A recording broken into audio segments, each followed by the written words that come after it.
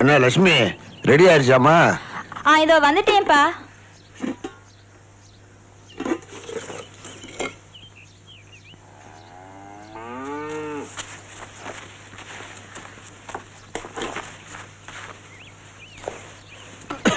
இந்த கைய கழுவு. ஐயோ, என்னடா? என்ன மாமா இது? தம்பி, நீ சொன்ன கேட்க மாட்டேன். அவ காலுக்கு சப்பாத்து அவ்வளவு முக்கியமா? பாரு விடுக்கா, நீ சொன்ன ஏன் கேட்க மாட்டேங்கிற? கிணறு வெட்ட போகாதேன்னு படிச்சு சொன்னே கேட்டியா? அன்னைக்கு மருந்து அடிக்க போயிருக்க.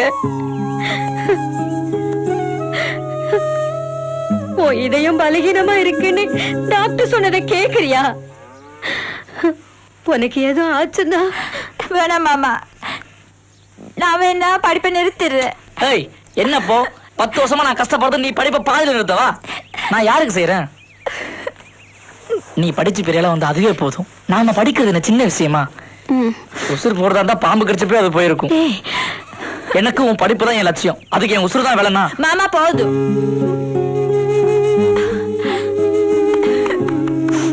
தங்கையா, தங்கையா. ஐயா, ஐயா, உண்ட மகளுக்கு ஒரு 400 ரூபா சம்பளம் தரலாம், காவலுக்கு போகலாம் கடிச்சொல். கேட்க வேண்டியது இல்லைங்க. எந்த இடத்துக்கு? அது ஆலங்குளத்துல சின்ன தம்பியோட காணிக்கு பக்கத்துல இருக்கு. சரிங்கய்யா. சரி.